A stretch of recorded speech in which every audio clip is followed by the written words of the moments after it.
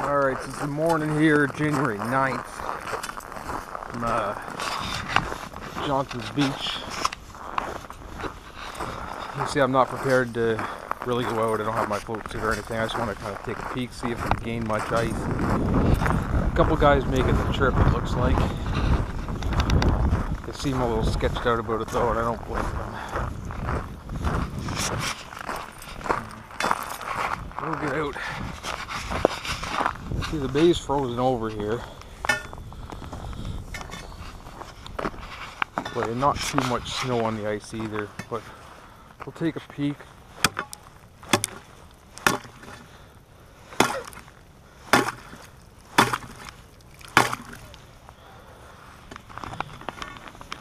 Let's see kind of how. There's about 2.5 inches of ice there. But it's not great ice either.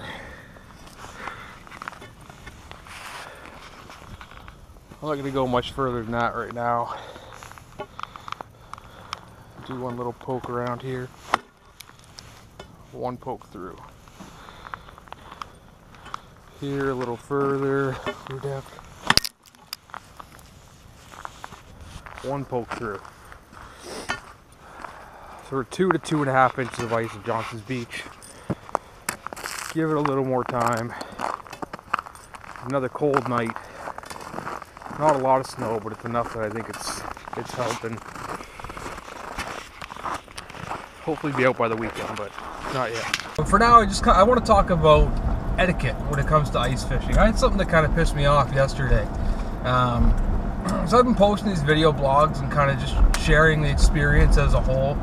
And I got a bunch of messages asking where it was that I was out, and that's expected, that's fine. But it's not necessary, especially the small back lakes and some of that stuff. It's not information I'm going to give out openly to everybody. If you've been following me for a while, you know I'm pretty open. I'll give out information. You know, Sebastian and I did a seminar in December. And we told everybody anything you wanted to know, we'd answer the questions. That's fine. We donated all the money from the seminar to cancer. It's not about the money. It's just not something I'm willing to share with everybody. And I mean, it's not just that. There's a lot of etiquette we can talk about. But as far as social media goes, there's a group with 10,000 people in it, all itching to get out ice fishing. And I post on that group where I'm going, that spot's done. You'll have so many people there. It's not an ego thing, that it's my spot, not yours. It's preservation, you know. Especially, so there was a post yesterday on one of the groups on Facebook where sea bass caught, well, his buddy Aaron caught a big lake trout, and he posted it, and people started going off because he was not divulging the location of where he caught it. That's his prerogative.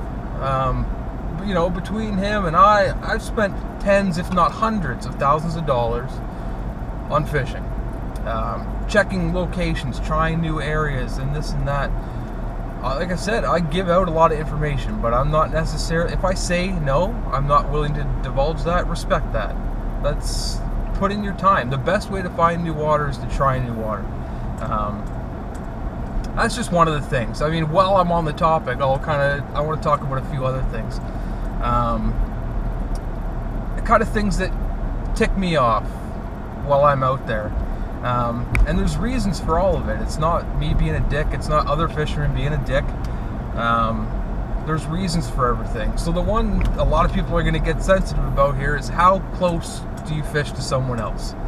We've all been out there and had people come fish really close to us. You might have been the one doing the yelling. You might have been the one being yelled at. I don't mind company. I fish with people all the time.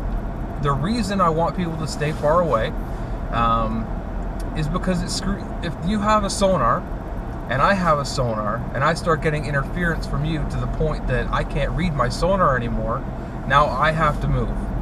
That's not right. The general rule of thumb, so you picture if your sonar is a cone, most of them are around up to 20 degrees. So if you have that cone in 120 feet of water, by the time it hits the bottom, you're covering a 50-foot diameter. Plus the bounce back at the other angle. So you're at least 100 feet where your sonar is going to create interference for someone else. I think the general rule of thumb is double the depth that you're fishing. If you're fishing 50 feet of water, stay at least 100 feet away. If you're fishing 100 feet of water, stay at least 200 feet away. When we go out in groups, we don't fish side by side. We still fish that distance away so we can fish properly. Plus, it eliminates the chance of tangling. If you hook a big fish and it runs sideways, you don't want it tangling with other people's lines. Like I said, it's not that I don't like company. I like fishing with other people, but we need that space to fish effectively. What's another thing? Last year, twice, walking along main paths that people have created to go out, I stepped into holes where people drilled. Don't drill your holes along a main path. It's dangerous. People could hurt themselves, break their ankle, they could fall in. When you start getting mild spells and you get runoffs, it goes in the lowest point, which is the holes. It can erode the holes and make them bigger. It just becomes a danger for everyone else, especially because most people are going to follow that main path.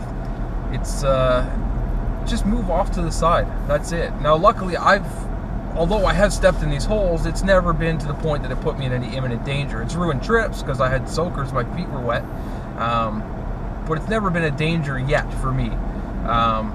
But I know of other people who have gone in because of holes that have got bigger over time.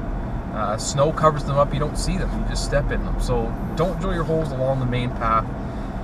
When it comes to drilling holes behind or around permanent huts, a lot of people will do it. They'll get behind a permanent hut to get out of the wind, drill holes, and it seems harmless. People might not understand why the guys get mad about it. But over time, water comes up those holes. It starts to, the weight of the hut pushes the ice down. So the water is going to come up those holes. So when you start drilling those holes and you're putting water up onto the ice, guys have to go through the effort now of jacking their huts up more frequently. They might have to move their huts. I know hut operators that have had to move 20, 30 huts, all because of stuff like that happening. There's too much ice now. They have to jack their huts up way too high off the ice, and it just becomes a pain in the ass for everybody. There's all kinds of stuff. I could go on, and I kind of want to hear other people's opinions on it. Like, what do you guys think? I could go on forever about things that bother me. I try not to let it bother me. We're all out there for the same reason. We all want to catch fish. And like I said, message me with questions. I'll answer questions, but I'm not posting publicly on a forum where I'm fishing. And if I choose not to divulge that information, or someone else chooses not to divulge that information, that's their right. Put in the time, go look. I've spent hours and hundreds of dollars in gas already this season, driving around the lake looking for fishable ice. And I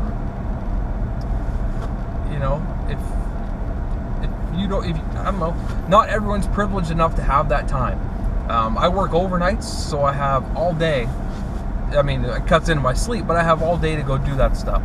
Not everyone has that, and I understand that. But at the same time, you got to put in your time if you want to get on those fish. That's it for that one, guys.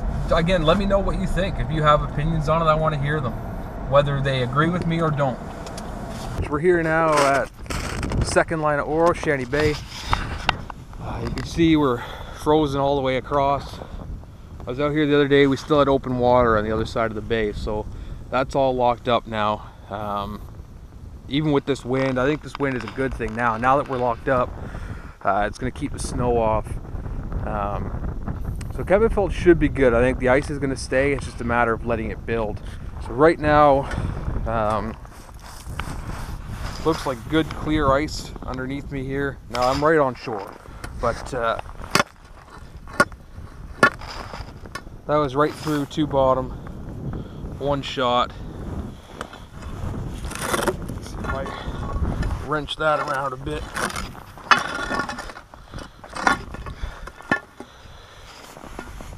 Let's see where I'm at there. But that's again about 2 inches, kind of same as Johnson's Beach. I just talked to a couple other guys down at Johnson's Beach there that said they checked the south side of the bay and only had about 1.5 inches where they were. Said I'm not going to walk too far. I'm not set up with my float suit. I'm only 10-15 feet offshore right now. A couple feet of water. But that one punched through again. 1 shot. Over here. 1 shot. Out a little bit further here. We'll go. 1 shot. So the ice is here and it just cracked underneath me there. You can see when I'm stomping, that ice is moving. You can see the water shaking in the hole. So it's still flexing pretty good. We're not ready to walk on it. But that's your update. We have gained ice. We're at about 2 inches. So it's good news. Still got a few more days though. I'm gonna go check 7th line of Oro and the 9th line of Oro. And that'll be it for today. Alright, so we're here at Oro line 7. It is windy. Very windy. But we still have ice. It does look like there may be some patches of open water out there heading into the main lake. Maybe even in front of the 6th line there might be a little bit of open water. We're iced up for the most part. Take a look. It definitely looks thicker than it was the other day when I was here. Obviously there's an inflow here, so be careful. Ice is moving a little bit here on shore. See that? That's way less ice than there was in Barrie. That's only 1 inch of ice there. I can hear it flexing right underneath me. I'm getting off. I don't even care to mess with that too much. There's way less ice line 7. That's only 1 inch of ice. So I don't know if maybe it broke up, refroze or what. This wind could be doing some damage in here though. I wouldn't be surprised to see this open back up. Hopefully it doesn't, but it could. Alright, Oro line 9.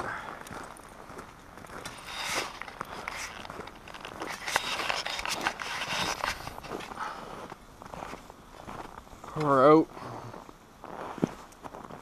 It actually looks really good. There's ice all over. The spots that were open water when I was out the other day look to have tightened up. You can see the wind has pushed some of this ice around. It's all, you know, kind of crushed up against each other there. But I'm going to drop down here onto the ice and check it out. So I can hear it moving again. Do a little. Again, that's.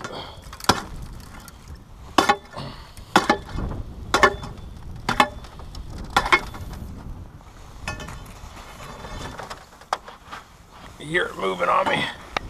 Good thing I'm shallow. So we're sitting there.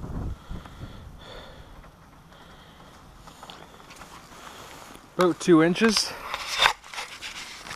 But it's not tight. I've been on 2 inches before where I feel comfortable on it. This 2 inches just has a lot of flex to it still, even though it's good ice. More flex than I like, so that's Johnson's Beach line 2, line 7, and line 9. Anywhere from 1 to 2.5 inches in all those spots. None of it's really ready to fish, but we've got a good start. We shouldn't be too long. yeah, that's it. Thanks for watching. That's January 9th ice report for the North Shore of Kemptveld. If you like the video, don't forget to subscribe, and I'll keep you up to date the best I can so we get good ice. Take care.